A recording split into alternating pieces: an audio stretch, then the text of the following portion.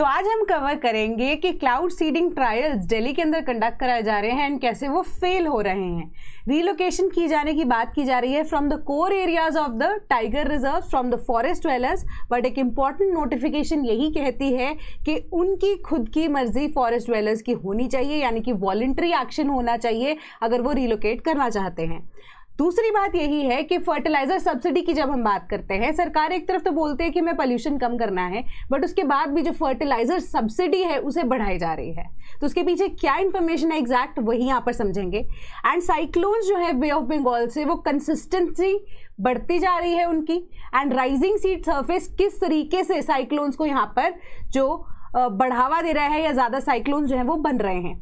तो index of industrial production जो है वो गिर गया है, इट डिप्ड फाइनली। तो फाइनल पिक्चर्स जो है वो सितंबर की हमारे पास आई हैं, उसके ऊपर डाटा देखेंगे।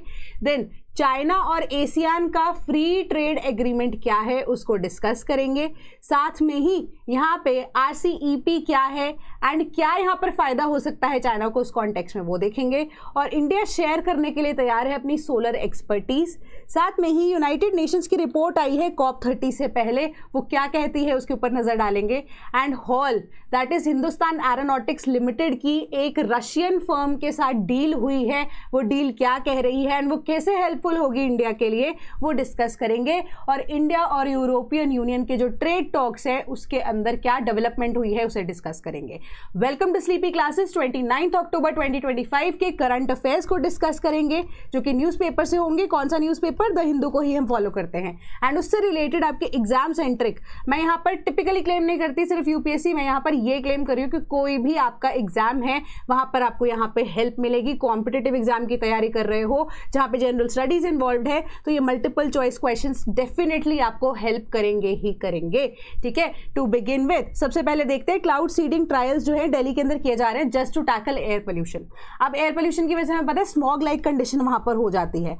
एंड दिवाली के बाद पटाखे हमने देख लिया, हमने सफल, इवन पटाखों का टाइप जो ग्रीन क्रैकर्स है उनको भी यहाँ पर डिस्कस कर लिया था। बट उसके बाद भी आप देख रहे हो स्मॉग वहां पर इकट्ठा हो गई है। एयर क्वालिटी इंडेक्स जो है वो 900 क्रॉस कर चुका था दिवाली के टाइम पे। एंड उसी को कम करने के लिए यहाँ पर नेचुरली हमें बारिश होना बहुत जरूरी था। ठीक है, बारिश से क्या होगा, जो पार्टिकुलेट मैटर है वो सेटल डाउन हो जाएगा एंड ऑल टुगेदर जो स्मॉग है वो कम हो जाएगी। आई नॉट से कि बिल्कुल खत्म हो जाएगी, क्योंकि व्हीकुलर एमिशंस जो है अभी भी यहाँ पर होते आ रहे हैं एंड आगे भी होते रहेंगे। इंडस्ट्रियल एमिशंस भी हो रही हैं। ठीक है, बट एक थोड़ा सा रिलीफ जो है बारिश उसकी वजह से देती है। तो अभी नेचुरली ठंड के मौसम आने से पहले बारिश तो कोई दिख नहीं रही है, आने वाला आसार नहीं है। इसी वजह से क्लाउड सीडिंग का जो प्रोसेस है वो कैरी आउट किया गया 2 फेजेस के अंदर। बट उसके बाद भी अगर आप देखोगे कि वो फेल हुआ है क्योंकि किसी तरह का कोल्ड क्लाउड जिसकी फॉर्मेशन क्लाउड सीडिंग के लिए बहुत इंपॉर्टेंट है वो नहीं हो पाई। एंड 0.1 mm रेनफॉल सिर्फ ऑब्जर्व की गई नोएडा के अंदर एंड 0.2 mm ग्रेटर नोएडा के अंदर, वो भी 4 बजे के अराउंड कल।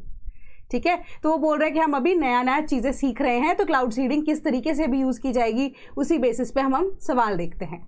ठीक है, consider the following pairs. Cloud seeding chemicals and there uses, आपको पेयर्स दिए गए हैं किस चीज के लिए जो केमिकल क्लाउड सीडिंग के लिए यूज किया जाता है, क्या उसका यहाँ पर यूजेज हो सकता है, वही आपको यहाँ पर क्वेश्चन पूछ लिया गया है। Sodium chloride, silver iodide and potassium iodide. तो अब बच्चे क्या करते हैं, बोलते हैं हमें पता है क्लाउड सीडिंग क्या प्रोसेस है, हमें भी पता है कंडेंसेशन कराई जाएगी एंड उसी तरीके से जो आर्टिफिशियल रेनफॉल जो है उसको हम क्लाउड सीडिंग बोलते हैं। एंड सिल्वर आयोडाइड मेजरली इसमें यूज होता है एंड हमें पता है कि पोटेशियम आयोडाइड यूज हो रहा है एंड सोडियम क्लोराइड यूज हो रहा है, बट उनका यूज क्या है आपको वो भी पता है। इन डिटेल वो चीज़ भी हमें पता होनी चाहिए, क्योंकि क्लाउड सीडिंग के बारे में बेसिक्स हम बहुत पहले डिस्कस कर चुके हैं एंड आई थिंक कि वी आर वे पास्ट कि हम उससे ज़्यादा यहाँ पर अब डेप्थ में क्वेश्चंस डिस्कस कर पाए। राइट, तो जो नए बच्चे जुड़े हैं हाईली रिकमेंड किया पुराने यहाँ पर वीडियोस देख लीजिए। ठीक है, तो सोडियम क्लोराइड क्या उसका cold clouds ice nucleus form करने में हेल्प है या नहीं है। ठीक है, सिल्वर आयोडाइड क्या कंडेंसेशन प्रोवाइड करता है या नहीं करता है। क्या पोटेशियम आयोडाइड आइस न्यूक्लियस को यहाँ पर बनाने में हेल्प करता है या नहीं करता है। How many pairs are correctly matched. Correct answer is option number D, none of them. ठीक है, तो अब हमें क्लाउड सीडिंग के बारे में पता है कि केमिकल्स जैसे silver iodide, potassium iodide, sodium chloride जिसको हम हमारा टेबल सॉल्ट बोलते हैं, उसको यूज किया जाता है अलॉन्ग विद ड्राई आइस, यानी कि यहाँ पर आप कह सकते हो सॉलिड कार्बन डाइऑक्साइड से ही हम क्लाउड सीडिंग को यहाँ पर कंडक्ट कराते हैं ताकि precipitation either in the form of rain और स्नो हो सके एग्जिस्टिंग क्लाउड्स के अंदर। अब क्या होता है, एग्जिस्टिंग क्लाउड्स हमारे जो ऑलरेडी एटमॉस्फेयर में अपर लेयर्स में एग्जिस्ट कर रहे हैं, है ना। तो वहां पर क्या हो रहा है कि आप वो देखोगे कि वो क्लाउड जो है वो इतना ज़्यादा मॉइस्चर ही पिक नहीं कर पाते, तो रेनफॉल तो बहुत कम हो गई यहाँ पर। तो उसी चीज़ को एक्सेलरेट करने के लिए, एक्सेलरेट जिसको हम बोलते हैं तेज करने के लिए क्लाउड सीडिंग का प्रोसेस होता है, जिसमें स्पेसिफिकली अगर आप सिल्वर आयोडाइड की बात करो तो वो मोस्ट कॉमनली यूज है, जो कि अब क्लाउड्स को एक आइस न्यूक्लियस बनाने में हेल्प करता है। ठीक है, आइस न्यूक्लियस का क्या मतलब है कि ठंडे न्यूक्लियस, यानी कि कॉन्डेंसेशन का जो प्रोसेस होता है उससे पहले, कॉन्डेंसेशन तो तभी होगी ना जब क्लाउड हमारे पास, उसके लिए कोई न्यूक्लियस होगा, उसके पास कोई रेस्टिंग प्लेस होगी जिस पे जाके वो कॉन्डेंसेशन वाली ड्रॉपलेट्स चिपकेंगी। ठीक है, तो वही आइस न्यूक्लियस के नॉर्मल क्लाउड्स को फॉर्म करने में सिल्वर आयोडाइड हेल्प करता है। तो यहाँ पर कोल्ड जो चीज़ है वो मेंशन नहीं की गई है, तो वो यहाँ पर इंक्लूड नहीं होगी। तो सिल्वर आयोडाइड का आपका बेसिक आइडिया यही है कि सिल्वर आयोडाइड जो है हेल्प करेगा सिर्फ आपको आइस न्यूक्लियस फॉर्म करने में। Whereas अगर हम पोटेशियम आयोडाइड की नेक्स्ट हैंड पे बात करते हैं तो वो सिमिलरली यूज किया जाता है आइस न्यूक्लियस बनाने में ही, बट वो आइस की क्रिस्टल की फॉर्मेशन यानी कि कोल्ड क्लाउड्स को बनाने में हेल्प करता है, तभी दोनों साइमल्टेनियसली यूज किए जाते हैं। ठीक है, तो अगर हम बात करें पोटेशियम आयोडाइड की, तो पोटेशियम आयोडाइड का मतलब है कि वो cold clouds in the ice nucleus की फॉर्मेशन में करेगा। ठीक है, कि आइस का न्यूक्लियस बन गया बट वो ठंडा हो, ठंडा होने की वजह से वो हैवी होगा, प्रेसिपिटेशन भी उसी तरीके से होगी। ठीक है, बट यहाँ पर एक कैच हमेशा यही रहता है, जो कि दिल्ली के केस में यहाँ पर फेवरेबल नहीं रहा, कि हमारे पास जो मॉइस्चर है वो एग्जिस्ट करना बहुत ज़्यादा ज़रूरी है। कॉन्डेंसेशन का प्रोसेस तो आप कर लोगे, बट अगर आप देखोगे कि जो क्लाउड है उसके अंदर इतना मॉइस्चर ही नहीं है तो रेनफॉल नहीं होगी। यानी कि एयर के अंदर मॉइस्चर होना नेचुरली इंपॉर्टेंट है, जो कि एक अलग सी डेवलपमेंट यहाँ पर निकल के आई है। ठीक है, देन सोडियम क्लोराइड की बात करें, कॉमन सॉल्ट जो है क्लाउड सीडिंग में वार्मर क्लाउड्स के लिए स्पेसिफिकली यूज किया जाता है, जहां पे इसको कंडेंसेशन ऑफ द न्यूक्लियाई के लिए हेल्प किया जाएगा। यानी कि आप कह सकते हो कि ऐसा सरफेस जिसके ऊपर कॉन्डेंसेशन प्रोसेस होकर, यानी कि वो ड्रॉपलेट्स जहां पर चिपकेंगी, यानी कि जब आप ढक्कन रखते हो कोई भी बॉइलिंग वाटर वाली वेसल के ऊपर, तो वो कॉन्डेंसेशन वाला जो एरिया प्रोवाइड करने के लिए वो अब हम सोडियम क्लोराइड यूज करते हैं। अब ड्राई आइस यानी कि सॉलिड कार्बन डाइऑक्साइड का क्या काम है कि वो क्लाउड्स को इस तरीके से क्रिएट करता है एक रीजन में, ताकि बहुत ठंडे टेम्परेचर्स पे जाके इंस्टेंटली वो सुपर कूल वाटर ड्रॉपलेट्स के थ्रू बारिश करवा सके, या आइस क्रिस्टल्स जो हैं या प्रेसिपिटेशन को एक तरह से एनहांस कर सके ऑल टुगेदर। यानी कि it is more a extreme form of seeding, जो कि यूज़ किया जाता है वार्म एंड कोल्ड क्लाउड्स दोनों के अंदर। तो बहुत ही एक्सट्रीम केसेस में आपको ड्राई आइस यानी कि सॉलिड कार्बन डाइऑक्साइड को यूज़ करना होता है, otherwise silver iodide, sodium chloride and potassium iodide तो यूज़ होते ही होते हैं। देन आप ये देख लीजिए, इमेज आपको नजर आ रही होगी कि वेदर स्टेशन जो एटमॉस्फेयर देख रहा है कि सस्टेनेबल है क्लाउड सीडिंग करने के लिए नहीं। ठीक है, उसके बाद प्लेन जो है वो इक्विप्ड स्पेशलाइज्ड फ्लेयर्स वो लॉन्च किया जाता है, वो ऊपर जाता है, सॉल्ट जो है वो रिलीज किया जाता है, जो भी क्लाउड्स को अब सिलेक्ट किया गया है, अब हर एक क्लाउड जिसके अंदर मॉइस्चर है वही सिलेक्ट किया जाएगा। ठीक है, अब कितना मॉइस्चर कंटेंट है वो वेदर स्टेशन आपको प्रोवाइड करेंगे। अभी जो मिक्सचर है सोडियम क्लोराइड का, सिल्वर आयोडाइड का, पोटेशियम आयोडाइड का, ये स्प्रे कर दिया जाता है उनके अपर लेयर्स के ऊपर। ठीक है, अब जैसे हमारा ये बादल है, इसके अपर लेयर्स पे हमारे पास क्या करोगे कि वो स्प्रे कर दोगे मिक्सचर। उसके बाद कॉन्डेंसेशन या आप कह सकते हो वाटर कंडेंस होने के बाद ऑल टुगेदर सुपर कूल तरीके से जो टेक्निक है वो वाटर ड्रॉपलेट्स हैवी होने के बाद प्रॉपर हमारा जो रेनफॉल वाला एरिया है या रेनफॉल वाला जो प्रोसेस है वो शुरू हो जाता है। तो 15 से 25% extra rainfall each year in the case of जब हम दुबई देखते हैं जनरली होती है। ठीक है, तो बट क्लाउड सीडिंग का एक्चुअल में मतलब यही है कि रेनफॉल कंडक्ट की जा सके। Then relocation of forest dwellers from tiger reserve must be voluntary. So अब क्या है, relocation के लिए ना स्पेसिफिकली बात की जा रही है, एंड relocation में स्पेसिफिक बात यहाँ पर की जा रही है जो कि कोर एरियाज के साथ है। ठीक है, तो यहाँ पर ना जो अथॉरिटीज़ है दे वांट कि जो कोर एरियाज हैं वहाँ से लोगों को निकाल कर किसी और जगह पे रिलोकेट कर दिया जाए। ठीक है, बट जो कम्युनिटीज़ हैं they do not want to leave, वो बोल रहे हैं कि हमारे तो यहाँ पर फॉरेस्ट राइट्स एग्जिस्ट करते हैं। फॉरेस्ट राइट्स के बारे में हमने डिस्कस किया था 2006 के अंदर, जनरली हमारा ये जो फॉरेस्ट राइट एक्ट है उसको इनेबल किया गया था, इनैक्ट किया गया था। तो यहाँ पे जो फॉरेस्ट ड्वेलर्स हैं उनके लिए स्पेसिफिक राइट्स है कि अगर आप उनको मूव करते हो तो आपको कॉम्पनसेशन प्रोवाइड करना पड़ेगा, या किसी तरीके से आप उनको जो है मनाओगे, एंड जो भी उनके राइट्स हैं वो एंगेज करने के बाद, उन राइट्स को वो प्रोवाइड करने के बाद अगर आप चाहते हो कि वो फॉरेस्ट एरिया को छोड़ के चले जाए तो वो अब किया जाएगा। बट जो फॉरेस्ट राइट्स हैं उन लोगों के यहाँ पर एग्जिस्ट करते हैं, प्लस एक प्रॉपर चीज़ उन्होंने यही बोली कि एक framework, that is national framework for community centre reservation and relocation को बनाया जाना चाहिए, जिसमें इन्वायरमेंट मिनिस्ट्री के साथ साथ आप ट्राइबल अफेयर्स मिनिस्ट्री मिलकर एक जॉइंट प्रोसीजरल इवेंट को यहाँ पर सामने रख सके, जिसके अकॉर्डिंगली जो प्रोसेस है ऑफ रीलोकेशन वो ईजी किया जा सके। तो national database on conservation community interference जो है, इंटरफेस है सॉरी, ये अब एक डाटा भी रखे कि कौन से लोग वहां पर ड्वेल करते हैं, उसी रिकॉर्ड को यहाँ पर मेंटेन करेंगे, कितने लोग छोड़कर चले गए, कितने लोगों ने अपने एटलीस्ट फॉरेस्ट राइट्स को इनैक्ट किया। ठीक है, तो ये सारी चीज़ों में अब क्या होगा, इजी हो जाएगा कि कॉम्पनसेशन प्रोवाइड करना पोस्ट रीलोकेशन।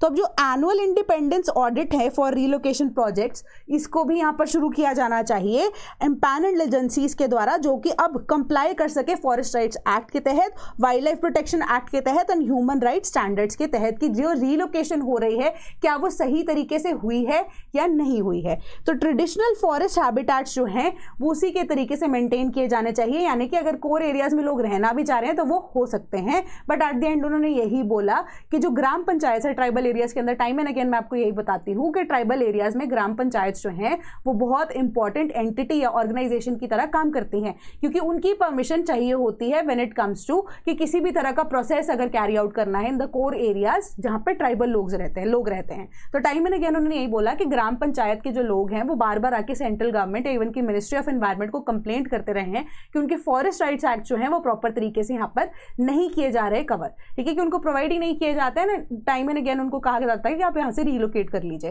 कि जो कि गलत प्रोसेस है अंडर द FT एक्ट हमारा जो ऑल टुगेदर है। ठीक है, तो उन्होंने अब यही चीज़ को यहाँ पर देखा है कि फॉरेस्ट राइट्स एक्ट जो है उनको यहाँ पर हमें देना ही पड़ेगा, एंड ऑल टुगेदर जो रिकन्सिलिएशन या रिकन्सिडरेशन भी रिक्वायर्ड है, कम्युनिटी राइट्स जो है वो भी उनको प्रोवाइड किए जाने चाहिए, and it is their final choice कि voluntarily if they want to leave that area तभी आप उनके साथ फॉरेस्ट राइट्स जो है एक्टिवेट करके या इवन फॉरेस्ट राइट्स एक्सरसाइज करने के बाद उनको रिलोकेट कर सकते हो। तो अगर उनकी मर्जी है कि वो वहाँ पर कोर एरियाज में रहना चाहते हैं वो रहेंगे, बट एक सेट ऑफ एक्शन या एक सेट ऑफ रूल्स जो हैं उनके लिए डिफाइन कर दिए जाएंगे कि आप ये चीज़ तो प्लीज़ यहाँ पर फॉलो करके चलिएगा। क्योंकि अब यहाँ पर हम इनसाइट कंजर्वेशन की बात करते हैं, जब इनसाइड कंजर्वेशन जो है उसको आसान करने में अगर वही लोग जो वहाँ पर ड्वेलर्स है रह सकते हैं कुछ सर्टन रूल्स को फॉलो करते हुए, तो दैट विल बी गुड। ठीक है, कि आपस में जो एक दूसरे के साथ रहकर, यानी कि जो अब बाहर के लोग हैं जो इनसाइड कंजर्वेशन को यहाँ पर इनटू पिक्चर या इनटू इम्प्लीमेंटेशन लेकर आएंगे, वो भी कुछ सर्टन रूल्स एंड रेगुलेशंस को ले डाउन करें उन लोगों के लिए, फॉरेस्ट ड्वेलर्स के लिए,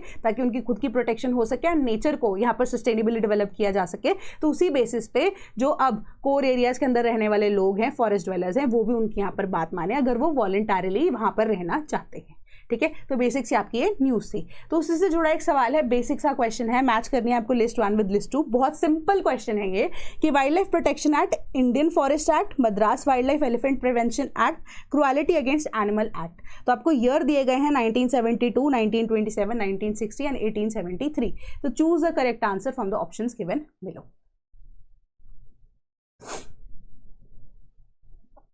करेक्ट आंसर आपको पता ही है कि वाइल्ड लाइफ प्रोटेक्शन एक्ट अगर यहाँ पे आप बता देते हो कि 1972 में आया मेजरली है ना, ए के साथ तो 1 आएगा, ए के साथ 1 जो है 3 यहाँ पर ऑप्शंस में आपके पास अवेलेबल है, यहाँ पर डी नहीं है। देन उसके बाद इंडियन फॉरेस्ट एक्ट्स के बारे में हम टाइम एंड अगेन डिस्कस करते आए हैं कि सबसे पहले वो कहाँ पर 1927 में इनैक्ट हुआ था। उसके बाद अब धीरे धीरे करके देखोगे कि उसके अंदर अमेंडमेंट्स जो है वो आती रही हैं, नई नई नोटिफिकेशन उस पर आती रही हैं। ठीक है, for the very first time Indian forest act जो है 1927 में आया था। तो ये 2 चीज़ें तो हम बार बार यहाँ पर पढ़ते ही रहते हैं, और A1 और B2 के साथ यहाँ पर हमारा ऑप्शन नंबर बी जो है आप कह सकते हो वो भी एलिमिनेट हो जाता। तो ऑप्शन ए एंड सी के बीच में आप यहाँ पर कंफ्यूज हो सकते थे। ठीक है, बट चलो करेक्ट आंसर मैं आपको बता देती हूँ, जस्ट बिकॉज कि आपको यहाँ पर पहली बार ये चीज़ हम डिस्कस कर रहे हैं। ऑप्शन नंबर सी यहाँ पर हमारा करेक्ट आंसर है। ठीक है, के 1, 2, 4 and 3 was the correct answer कि Madras wildlife preservation act 1873 में यहाँ पर इनैक्ट हो गया था, एंड 1960 में क्रुएलिटी अगेंस्ट एनिमल एक्ट आया था। बट ऑल टुगेदर अगर आप देखते हो कि एक्चुअल में यहाँ पे प्रिजर्वेशन की जब हम बात करते हैं, जो कि एक्चुअल में बाइंड करने की बात कर रहा है ऑल टुगेदर हमारी वाइल्ड लाइफ को, ठीक है, वो किसके लिए था, वाइल्ड लाइफ प्रोटेक्शन एक्ट के तहत 1972 में ये एक्ट पास किया गया, जो अभी तक यहाँ पर वैलिड है। बाकी अगर आप 2 केसेस को देखो या क्रुएलिटी अगेंस्ट एनिमल एक्ट देखो, उसकी ज़्यादा इतना न्यूज़ नहीं आती है as compared to wild wild life protection act, right. तब तो फॉरेस्ट एक्ट जो है वो टाइम एंड अगेन बहुत ज़्यादा पिक्चर में है। Then union cabinet decides to raise fertilizer subsidy for winter crops at 37,952 CR। So अब आइडिया क्या है कि अब हमारे पास जो राबी क्रॉप है, ठंड की क्रॉप है, जब उसकी सोइंग का टाइम ऑलमोस्ट हो ही चुका है ना, तो उस टाइम पे जो सब्सिडी लेवल है वो सरकार ने वो बढ़ा दिया है। ऑल टुगेदर अगर आप देखोगे तो ये जो अब सब्सिडी प्रोवाइड की गई है ये टिल द नेक्स्ट हार्वेस्ट यानी कि जनवरी, मार्च, अप्रैल के आसपास 2026 तक एप्लीकेबल रहेगी है, ठीक है। तो 37,952 करोड़ की फर्टिलाइजर सब्सिडी दी गई है ongoing rabi crop this winter season. तो ये सब्सिडी किसके ऊपर प्रोवाइड की जाएगी, यहाँ पे ये क्लियरेंस दी गई है फॉस्फोरस एंड सल्फर फर्टिलाइजर्स को लेकर, जो कि बढ़ाकर 736 करोड़ और एक्स्ट्रा यहाँ पर दे दी गई है as compared to the last season. But जहां पर हम नाइट्रोजन एंड पोटेशियम की बात करते हैं, अगर डायरेक्टली उसको यूज करने की बात की जा रही है तो वो सब्सिडी सेम है as compared to the summer crops, ठीक है। तो सब्सिडी अप्रूव 2025 के राबी सीजन की 14,000 करोड़ प्रीवियस सीजन से ज्यादा है एक्स्ट्रा अगर देखो तो, यानी कि इस टाइम पे जो हमारे पास खारिफ क्रॉप जो उगाई गई थी 2025 के अंदर तो 24,000 करोड़ जो है सब्सिडी दी गई थी। बट उससे आप देखोगे कि 14,000 करोड़ इस बार सब्सिडी एक्स्ट्रा बढ़ा दी गई है। तो अकॉर्डिंगली ये सिर्फ और सिर्फ किस फर्टिलाइजर्स के ऊपर दी जाएगी, diammonium phosphate and triple super phosphate के ऊपर फार्मर्स को लेकर, ठीक है। तो अब यहाँ पर आप डायरेक्टली ये देख सकते हो कि एनपीके फर्टिलाइजर्स जो है सिंस इनका एक पर्टिकुलर रेशियो फॉलो किया जाना है बट फार्मर्स उसको यूज नहीं करते, तो क्या हो रहा था, एक्सेसिव यूज हो रहा था फर्टिलाइजर्स का। तो इससे क्या हो रहा था कि जो सॉइल है उसकी हेल्थ भी खराब हो रही थी, प्लस जो अब अनाज उग रहा था उसका जो क्वालिटी है वो भी अब डिग्रेड होती जा रही थी, जिससे अब क्या हो रहा था कि हेल्थ इश्यूज तो आ ही रहे थे बट एक्सपोर्ट के अंदर जो इंडिया को बहुत ज्यादा प्रॉब्लम आ रही थी क्योंकि वो इंटरनेशनल क्वालिटी स्टैंडर्ड्स को यहाँ पर फुलफिल नहीं कर पा रहा था। तो क्या हो रहा था, बहुत सारा अनाज जो है वो वापस आ रहा था, एक्सपोर्ट नहीं हो पा रहा था। सो अब एनपीके फर्टिलाइजर्स पे जो सब्सिडी ना देते हुए या ना बढ़ाते हुए वो चाहते हैं कि एक प्रॉपर तरीके से, एक हेल्दी तरीके से हमारी जो क्रॉप है वो उगे। तो उन्होंने क्या किया है कि एक बैलेंस्ड अप्रोच को अपनाते हुए die ammonium phosphate plus triple super phosphate, जिसको हम टीएसपी बोलते हैं, इसके ऊपर जो सब्सिडी है वो बढ़ा दी है, ठीक है, ताकि जो फार्मर्स हैं उनका रुझान यहाँ पर ज्यादा सब्सिडी वाले जो फर्टिलाइजर्स है उसके ऊपर जाए, जो कि अगेन एक बैलेंस्ड अप्रोच को यहाँ पर रखते हैं, ठीक है। तो बैलेंस्ड अप्रोच कैसे रखते हैं वो हम क्वेश्चन के थ्रू समझेंगे। Consider the following, triple super phosphate contains high levels of nitrogen. Second, diammonium phosphate contains both nitrogen and phosphorus. Which of the statements above are correct? नाम से पता लग जाना चाहिए आपको यार। तो करेक्ट आंसर यहाँ पे ऑप्शन नंबर बी है, सेकंड, ठीक है। तो ट्रिपल यहाँ पर बात हो रही है, सुपर वर्ड आपको थोड़ा सा यहाँ पे प्रॉब्लम कर सकता है बट ये स्टेटमेंट आप पढ़कर ये देख सकते हो, contains high levels of nitrogen. यहाँ पर फॉस्फेट की बात हो रही है तो नाइट्रोजन का हाई लेवल कैसे हो सकता है, जिसका नेमिंग ही फॉस्फेट की वजह से हुआ है तो वो हाई लेवल ऑफ नाइट्रोजन कैसे रख सकता है। कॉमन सेंस के पॉइंट ऑफ व्यू से आप ऐसे इसको अप्रोच कर सकते थे, बट अगर आपको एक्चुअली में पढ़ना है तो फॉस्फेट का आप कह सकते हो कि कॉम्पोनेंट कम होता है, बहुत ही कम होता है। फॉस्फोरस का कॉन्टेंट, आप नाइट्रोजन का कंटेंट बहुत ज्यादा कम होता है ट्रिपल सुपर फॉस्फेट के अंदर, एंड नाइट्रोजन के कंटेंट कम होने की वजह से क्या होगा कि फॉस्फेट का कंटेंट बहुत ज्यादा होता है। Whereas di ammonium phosphate, di भी वर्ड यूज किया गया है, ammonium phosphate contains both nitrogen and phosphorus. तो आप अमोनिया का यहाँ पर या अमोनियम का अगर देखोगे, फॉर्मूला देखोगे तो ऑल टुगेदर उसमें नाइट्रोजन की रिक्वायरमेंट होती है, ठीक है। फॉस्फोरस भी है और नाइट्रोजन भी है। अब दोनों के बीच का डिफरेंस आप देख लीजिए, डायमोनियम फॉस्फेट की बात करूं, नाइट्रोजन भी है फॉस्फोरस भी है, नाइट्रोजन कम होता है उसके अंदर। प्राइमरी यूज क्या है, बैलेंस फर्टिलाइजेशन है कि अर्ली ग्रोथ स्टेज में क्रॉप्स को दोनों नाइट्रोजन एंड फॉस्फोरस की रिक्वायरमेंट होती है। सॉल्युबिलिटी की बात करें तो हाईली सॉल्युबल है, डिसॉल्व्स क्विकली इन सॉइल। तो इसी वजह से अब क्या होता है, सॉइल के लिए उसको एक्सट्रैक्ट करना मिनरल्स को आसान होता है, ठीक है। तो प्रोसेस जो है यानी कि उनका जो एनर्जी है रिक्वायरमेंट वो कम लगेगी सॉइल को या इवन की क्रॉप्स को या रूट सिस्टम को कि एब्जॉर्ब करने के लिए उसको, तो ईजिली यहाँ पर परमिएबिलिटी एग्जिस्ट करती है, ठीक है। उसके अलावा एप्लीकेशन में often applied just before the beginning of the sowing, ठीक है। दूसरी चीज है ट्रिपल सुपर फॉस्फेट, टीएसपी जो है वो हाई लेवल्स ऑफ फॉस्फोरस यहाँ पर है उनके अंदर, and increasing soil phosphorus concentration specially in soils with enough nitrogen यहाँ पर हेल्प क्या करता है, बैलेंस्ड ग्रोथ को इंक्रीज करता है। मतलब ये तो आप इनिशियल स्टेज पे डीएपी लगा दोगे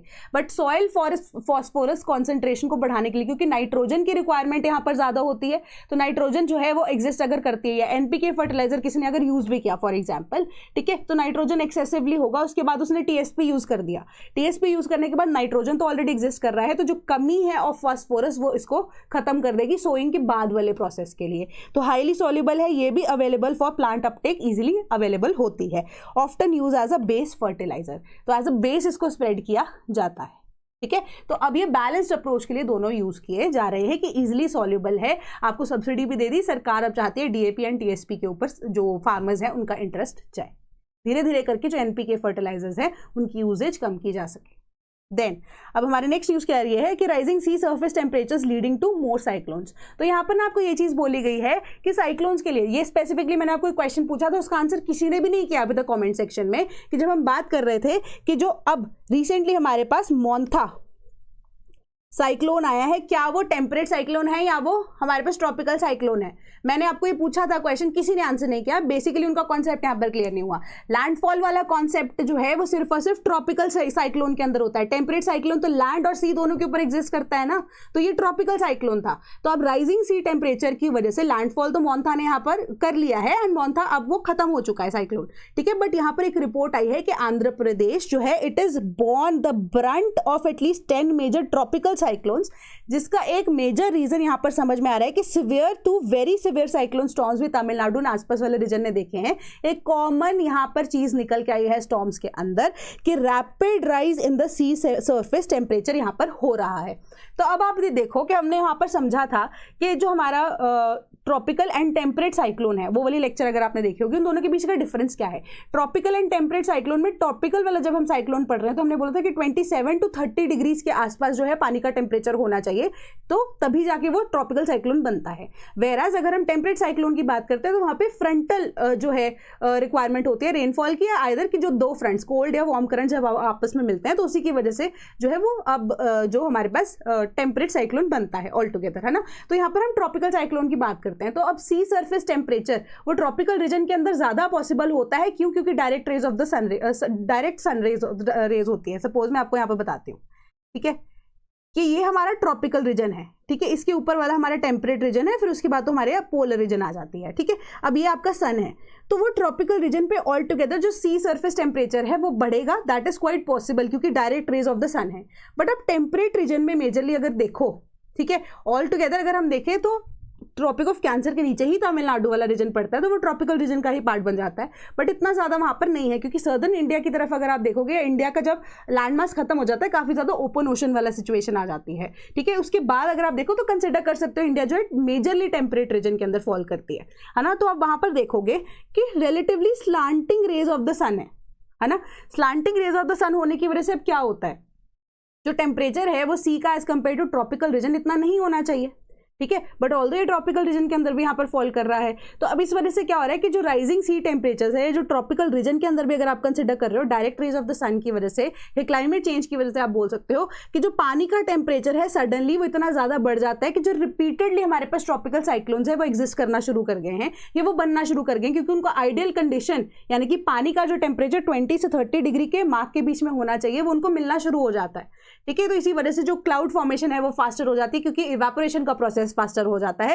एंड ऑल टुगेदर जो साइक्लोन्स हैं, गर्मी तो बढ़ी रही है क्लाइमेट चेंज की वजह से, टेम्परेचर भी बढ़ रहा है, ग्लोबल टेम्परेचर्स भी बढ़ रहे हैं, तो साइक्लोन्स की फॉर्मेशन जो है वो ज्यादा होनी शुरू हो गई है। So as the water gets warmer तो लेटेंट हीट एनर्जी इंक्रीजेस। तो लेटेंट हीट क्या होती है? लेटेंट हीट होती है हमारी स्टोर्ड हीट, कि पानी का या फिर कोई भी आप चीज देखोगे, पॉपकॉर्न के केस में सबसे ज्यादा इजी मैं आपको बता सकती हूँ क्या, या आप मटर के केस में भी ये देख सकते हो कि आप देखोगे कि जब पॉपकॉर्न को आप गर्म करना शुरू करते हो वो गर्म होता रहता है, होता रहता है, क्योंकि उसके अंदर प्लाज्मा है। प्लाज्मा जो है वो लेटेंट हीट की तरह काम करता है, मतलब वो एक हाई टेम्परेचर को बेयर कर सकता है, ठीक है। तो जब धीरे धीरे करके वो हीट को स्टोर करता रहता है, but there comes a point जब वो एकदम से ही पट करके आप क्या करोगे कि वो क्या हो जाता है, पॉपकॉर्न बन जाएगा ऑल टुगेदर, है ना। कौन से वो पॉपकॉर्न बन जाएगा, वो लेटेंट हीट जो है वो स्टोर्ड हीट एकदम से क्या करती है, इंपैक्ट डालती है, जिससे वो पॉपकॉर्न बन गया। तो सेम तरीके से यही लेटेंट हीट वाटर के एकदम से इंपैक्ट डाल के साइक्लोन्स को बनाना शुरू कर देती है, ठीक है। तो यही प्रोसेस जो है जब कंटिन्यूअसली चलता जा रहा है, रिपीटेडली चलता जा रहा है, तो उसकी वजह से जो ट्रॉपिकल साइक्लोन्स हैं वो आप देखोगे कि अब सर्दर्न रीजन ऑफ इंडिया में ज्यादातर प्रोन हो चुका है। उसके पीछे उन्होंने यही रीजन दिया कि जो वार्मिंग है ऑफ एटमॉस्फेयर अगर वो हो रही है, कैपेसिटी जो है एयर की मॉइस्चर को होल्ड करने की और ज्यादा हो जाती है, क्योंकि जो लाइटर एयर है या वार्मर एयर है वो एक्सपैंड हो जाती है, तो एक्सपैंड होने के बाद क्या है, वो ज्यादा मॉइस्चर को होल्ड कर सकती है, leading to heavier rainfall during the cyclones, ठीक है। तो उन्होंने ये बोला कि positive Indian Ocean dipole and La Nina ने भी कंट्रीब्यूट किया है more favourable conditions for cyclonic formations over the Bay of Bengal region. ठीक है, तो अब यहाँ पर पॉजिटिव आईओडी की बात की जा रही है। आईओडी में आपको एक्सप्लेन करूंगी why the question. La Nina का इफेक्ट हम ऑलरेडी डिस्कस कर चुके हैं कि हार्शर विंटर्स हैं इस बार इंडिया के लिए। ठीक है, तो हार्शर विंटर्स के केस में हमारे पास क्या है कि ठंडी हवा जो है अब इंडिया वाली साइड हम देखने को मिल रही है। तो इस वजह से क्या हो रहा है कि ला नीनिया का प्रोसेस जब होता है तो ठंड जो है इंडिया के लिए वो ज्यादा होती है, मॉनसून जो है रिलेटिवली हेवियर होते हैं, ज्यादा बारिश होती है। ठीक है, तो उसी वजह से कंट्रीब्यूशन हुई है। तो अब आईओडी की बात यहां पर डिस्कस कर लेते हैं। उसके अलावा उन्होंने ये चीज बताई कि deforestation and degradation of coastal ecosystems, यानी कि मैनग्रोव्स एंड वेटलैंड्स जो है जब उनका नंबर कम होता जा रहा है तो वो भी अब बफर, नेचुरल जो है बफर्स हैं वो भी कम होते जा रहे हैं इंडिया के केस में। तो अब एम्पलीफाई हो रहा है damage caused by the cyclones all together. तो ये चीज आपको यहां पर बताई जा रही है। तो क्वेश्चन देख रहे हैं, consider the following. During the negative Indian Ocean dipole the western Indian Ocean becomes warmer than usual and the eastern ocean becomes cooler. ठीक है, during the negative IOD Indian Ocean dipole leads to wetter conditions in East Africa. Which of the statements above is or are correct?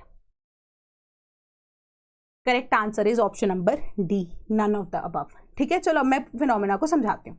अब suppose कीजिए India है, ठीक है, यहाँ पे हमारा Tropic of Cancer somewhat here यहाँ से पास होता है, तो ये अभी हमारा ट्रॉपिकल रीजन हो गया है ना, तो डायरेक्ट रेज ऑफ द सन आ रहा है, एवरीथिंग। सो अब क्या होता है कि प्रोसेस होता है कि मल्टीपल चीजें हो रही हैं, क्लाइमेट चेंज एग्जिस्ट कर रहा है, प्लस हमारे जो वेदर सिस्टम है वो एग्जिस्ट करता है, इवन कि ट्रेड विंड्स जो हैं वो एग्जिस्ट करते हैं, जो कि मेजर रोल यहाँ पर हमारे पास प्ले करती हैं आईओडी के केस में। ठीक है, इंडियन ओशन डायपोल के केस में ट्रेड विंड जो है वो ज्यादा एग्जिस्ट करती हैं। तो अब हम पॉजिटिव इंपैक्ट किस चीज का बोलते हैं? जब अरेबियन सी या इवन की लेफ्ट साइड यानी कि वेस्टर्न साइड जब सी की यहाँ पर गर्म होती है as compared to eastern side, तो उसको हम पॉजिटिव बोलते हैं। ठीक है, पॉजिटिव क्यों? क्योंकि उससे मॉनसून्स का इंपैक्ट या अच्छे मॉनसून्स हमारे लिए होंगे। तो अब क्या होता है कि ट्रेड विंड्स यहाँ से यहाँ ट्रैवल कर रही हैं, ठीक है, इस रीजन से इस रीजन पे ट्रैवल कर रहे हैं। अभी ठंडे वाले एरिया से मिलेंगी तो फ्रंटल रेनफॉल होने के चांसेस है। फ्रंटल रेनफॉल होगी तो क्या होगा, अब जो ट्रेड विंड्स है यहाँ पर है कूलर, वार्मर से कूलर रीजन की तरफ वो जाएंगे, तो अब जो कूलर विंड्स है वो भी तो वार्मर रीजन में आएंगी। ठीक है, बट यहाँ पे इस केस में आप देखोगे जो कूलर विंड्स हैं सिंस वो हैवी होते हैं तो उनका इंपैक्ट भी ज्यादा होता है। तो उस वजह से क्या होता है कि वो ये वार्मर विंड्स को, जिनका टेम्परेचर अब कोल्ड विंड्स के साथ मिलने के बाद थोड़ा सा ठंडा हो जाता है, वो क्या करती है, इन्हें शिफ्ट करना शुरू कर देती हैं टुवर्ड्स द वेस्टर्न साइड, जो ट्रेड विंड्स होती हैं। तो इस वजह से क्या होता है, इंडिया में भी मॉनसून अच्छा हो जाता है, प्लस जो अभी अफ्रीका वाला रीजन है वहां पर जो बारिश है वो ज्यादा होती है, तो वो अब ईस्ट अफ्रीका के लिए बेटर सिचुएशन होती है, जिसको हम पॉजिटिव बोलते हैं। ठीक है, बट उस सिचुएशन में अगर आप देखोगे कि जो कूलर विंड्स हैं वो ऑस्ट्रेलिया की तरफ रहती हैं।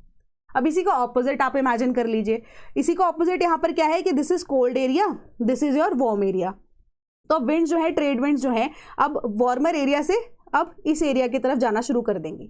अब इस एरिया की तरफ जाना शुरू करेंगी तो इधर की जो ट्रेड विंड्स है वो कोल्ड होने की वजह से क्या करेंगी, हैवी होने की वजह से इसी विंड्स को यहाँ पर भेजना शुरू कर देंगी। ठीक है, टुवर्ड्स ईस्ट उनको शिफ्ट करना शुरू कर देती हैं। तो इस वजह से क्या होता है, इवन ऑस्ट्रेलिया तक इसका इम्पैक्ट जाता है कि ऑस्ट्रेलिया में उस टाइम पे बहुत ज़्यादा गर्मी हो जाती है। गर्मी भी क्या, इवन कि आप देखोगे कि वेटर जो है वहाँ पे सीजन होता है as compared to the normal times. ठीक है, तो उस टाइम पे ईस्ट अफ्रीका में आप देखोगे कि बहुत ज़्यादा गर्मी यहाँ पर पड़ती है। ठीक है, सो इसी वजह से आप देखोगे कि अब न्यूट्रल सिचुएशन यही है कि जब दोनों का टेम्परेचर ऑलमोस्ट सेम रहता है तो सारी कंडीशन जो है वो नॉर्मल रहती है। आई होप आपको ये आईओडी वाला कॉन्सेप्ट समझ में आया होगा। ठीक है, तो मेजरली इसमें ट्रेड विंड्स जो है उनका रोल रहता है, प्लस अब जो आप नॉर्मल कॉन्सेप्ट अपना यूज करते हो कि आपका जो विंड्स हैं वो एक हाई लेवल तक या आप हायर रीजन तक जाती हैं फ्रॉम द लोअर लेवल, या आप कह सकते हो कि विंड्स जो है वो ट्रैवल करती हैं from low pressure, from high pressure area to low pressure area. High pressure से लो प्रेशर की तरफ जाएंगे, यानी कि हाई प्रेशर जो है वो कहाँ पे होता है, कोल्डर रीजन में होता है, एंड लो प्रेशर जो होता है हमारा कहाँ पे होता है, वार्मर रीजन में होता है। ठीक है, तो इसी तरीके से होता है। एंड साथ में आपकी जो ओशन करंट्स है वो भी चेंज होते रहते हैं इंटरनली ऑल्सो, डेप्थ में भी अगर आप देखो तो उसी वजह से भी इम्पैक्ट पड़ता है कि किस तरीके से जो ट्रेड विंड्स हैं वो भी कैरी आउट होंगी। तो ये सारा का सारा प्रोसेस जो है इंडियन ओशन डायपोल हम इसे बोलते हैं। ठीक है, तो सिग्निफिकेंटली इन्फ्लुएंस करता है ये वेदर पैटर्न्स को, स्पेशली मॉनसून को भी, across Indian Ocean region, South East Asia, Australia and East Africa. तो ये पूरा का पूरा रीजन जो है इसको इम्पैक्ट जाता है आईओडी का।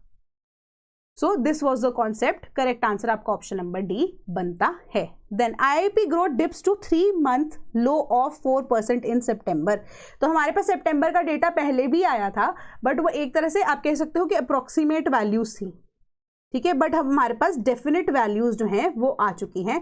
इसके अंदर आपको बेसिकली यही चीज़ बताई गई है कि जो IIP है जिसको मॉस्पी ही रिलीज करती है, उसमें यही चीज़ पता लग रही है कि जो इंडस्ट्रियल ग्रोथ है, या आप कह सकते हो कि इंडेक्स है ऑफ इंडस्ट्रीज की, उनकी प्रोडक्शन क्या हो रही है, कि किस लेवल पे प्रोडक्शन हो रही है. प्रोडक्शन किस बेसिस पे करेंगे कि डिमांड कितनी है, ठीक है, डिमांड की जितनी होगी उस हिसाब से वो प्रोडक्शन करेंगे. अदरवाइज अगर वो प्रोडक्शन पहले करके रख लेंगे तो उनको क्या हो जाएगा, सप्लाई मार्केट में एक्सेस हो जाएगी, प्राइस वैसे ही कम हो जाएगी, ठीक है. तो डिमांड जितनी होगी उसी के बेसिस पे सप्लाई यहाँ पर प्रोवाइड की जाएगी. एक्सेसिव सप्लाई देने से प्राइस जो है कमोडिटी की वो कम हो जाएगी, यानी कि लॉसेस होने के चांस भी यहाँ पर हैं इवन के प्रोड्यूसर्स को. तो उस केस में यहाँ पर उन्होंने देखा कि स्लोएस्ट ग्रोथ देखी गई एज पर द डेटा जो कि हमारे पास अवेलेबल है, कि लास्ट अगर आप 2021-22 में देखोगे तो ये इंडेक्स जो है 24% पे हुआ करता था, जो अब 4% पे रह गया है, ठीक है, कि अब डिमांड ही मार्केट में इतनी ज़्यादा नहीं आ रही है. तो इंडस्ट्रियल ग्रोथ जो है it was mainly led by the primary goods and consumer non durable sectors, ठीक है. मेजरली अगर आप देखोगे तो नॉन ड्यूरेबल सेक्टर हो गया आपका, एंड माइनिंग सेक्टर्स में आप प्राइमरी गुड्स की अगर आप बेसिकली बात करो थोड़ी बहुत ग्रोथ उसमें देखने को मिली, अदरवाइज माइनिंग सेक्टर जो है वो भी डाउनफॉल पे अपना है, ठीक है. यानी कि अब इसका फैक्ट यहाँ पर क्या है, उन्होंने ये बोला कि इसके पीछे का रीजन है कि डिमांड एक तो आई नहीं, पहली बार टैरिफ वाला सिचुएशन तो यहाँ पर लगा ही हुआ है, प्लस जो GST रिफॉर्म्स आए हैं वो latter half of the month में यहाँ पर हमें देखने को मिले हैं. तो इस वजह से क्या हो रहा है कि जो पुराने प्राइस पे यहाँ पे कंज्यूमर्स जो प्रोड्यूसर्स ने यहाँ पे कोई भी कमोडिटी को प्रोड्यूस किया था वो पुराने प्राइस पे अवेलेबल थी, बट सितंबर के एंड में जाके अगर आप देखो कि जो GST के रिफॉर्म्स आए हैं, अब लोगों ने क्या किया, वो अब के वेट कर रहे थे कि GST जब तक इंप्लीमेंट नहीं होता, कंज्यूमर जब यही बोलेंगे ना कि GST के नॉर्म्स आए हैं, चीज़ें सस्ती हो जाएंगी तो उसके बाद ही खरीदेंगे. तो जो उससे पहली प्री प्रोड्यूस्ड आइटम्स ऑलरेडी पड़ी थी या गुड्स या कमोडिटीज पड़ी हुई थी, उनकी डिमांड मार्केट में ऑटोमेटिकली नहीं आई.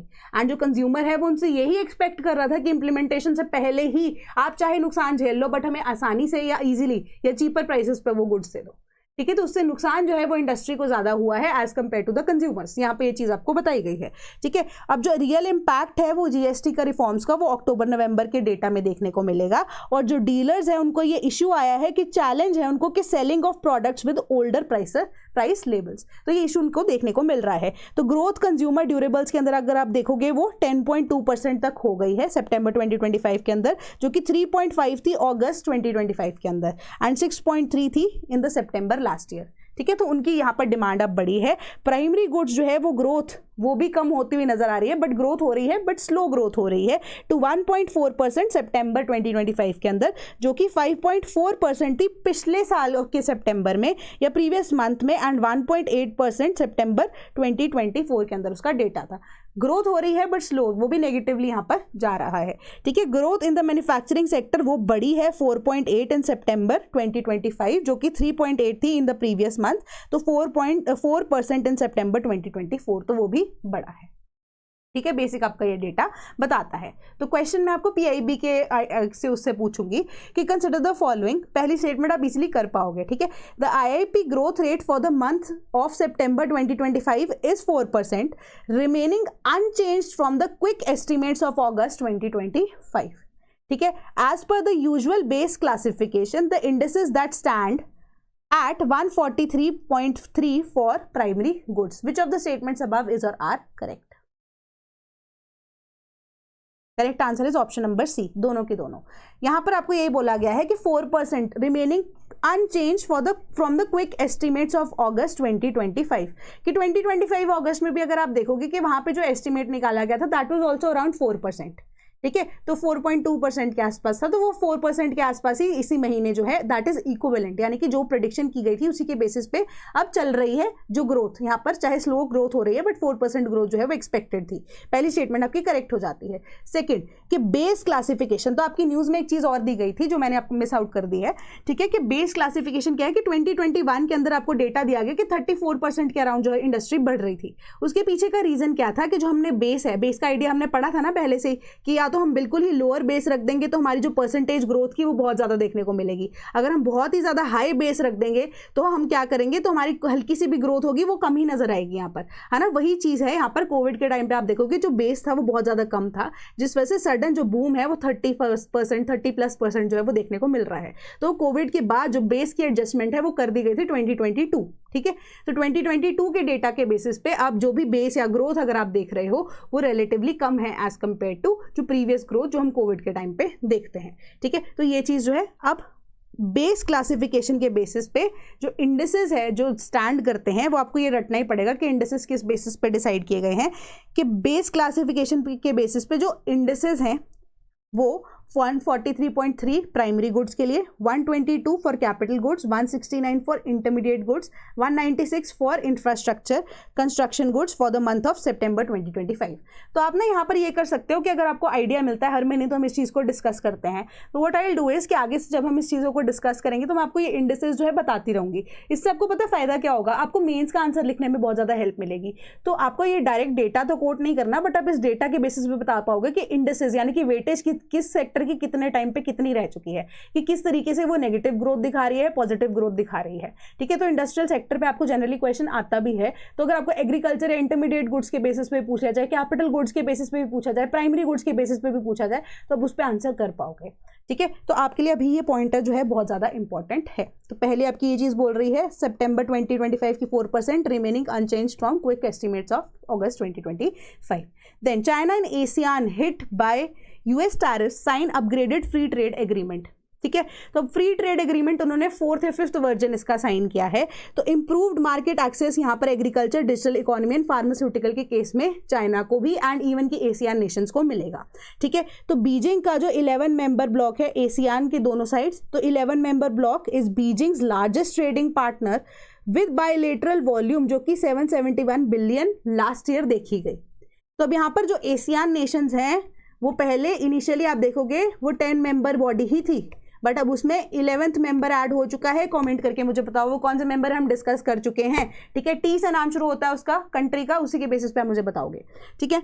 तो वैसे आपको लेटर पता लगी जाएगा। चलो इन एनी केस, तो उन्होंने ये बोला कि अब एक ट्रेड एग्रीमेंट है, फ्री ट्रेड एग्रीमेंट है, ठीक है, जिसका 4th या 5th वर्जन उन्होंने साइन किया RCEP समिट जो कुआलालंपुर में मंडे को एग्जिस्ट हुआ। तो 5 साल के बाद आप देखोगे कि पहला ऐसा कोई समिट जो है वो ऑर्गेनाइज किया गया है। तो रीजनल कॉम्प्रिहेंसिव इकोनॉमिक पार्टनरशिप जिसमें ASEAN nations along with China and along with other nations also. तो टोटल अभी के कंडीशन में अगर आप देखोगे कि 15 मेंबर ब्लॉक है ये, ठीक है, 15 मेंबर ब्लॉक है, जो कि अभी आइडियली 16 मेंबर हो जाएगा सिंस 11th मेंबर जो एशियान का है वो भी ऐड हो गया है, बट अभी तक वो RCEP का मेंबर नहीं बना है। तो अभी तक हम इसको 15 मेंबर ब्लॉक ही लेकर चलेंगे, ठीक है। RCEP जो है अब क्या है, China and other countries Asian Nations along with that of 11 Asian Nations या 10 एशियन नेशंस करंटली, उनका ये एक फ्री ट्रेड एग्रीमेंट का पैक्ट है, ठीक है, जो कि एक सर्टन ईयर, जो क्वेश्चन के थ्रू मैं आपको बताऊंगी, उस सर्टन ईयर के बाद से एप्लीकेबल होना शुरू हुआ, ठीक है। उसकी वजह से फ्री ट्रेड एग्रीमेंट तो है ही है। तो ग्लोबली अगर आप मार्केट देखोगे तो 30% ऑफ द GDP वो कैप्चर कर रहा है मार्केट की।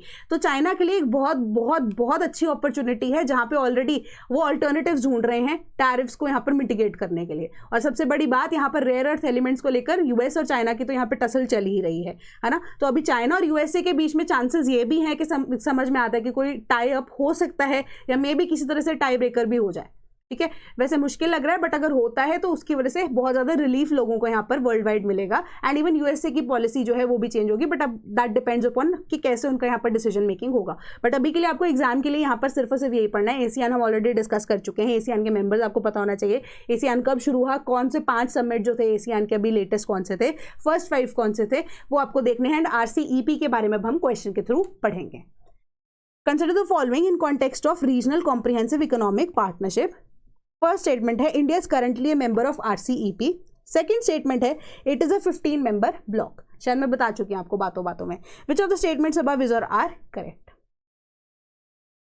The correct answer is option number B, second statement only. अब कुछ बच्चे ना मुझे बोलेंगे कि मैम आप अनपढ़ हो क्या, कि RCEP का मेंबर है इंडिया, बहुत सारी वेबसाइट्स हमें बता रही हैं, ऐसा नहीं है, ठीक है। तो मैं आपको बता देती हूँ कि RCEP का जब आइडिया शुरू हुआ था 2012 के अंदर एशियान समिट कंबोडिया के अंदर, तो one of the founding members में से आप कंसिडर कर सकते हो कि इंडिया इसका पार्ट था, ठीक है। इंडिया जो RCEP का मेजर आइडिया था उसका पार्ट था।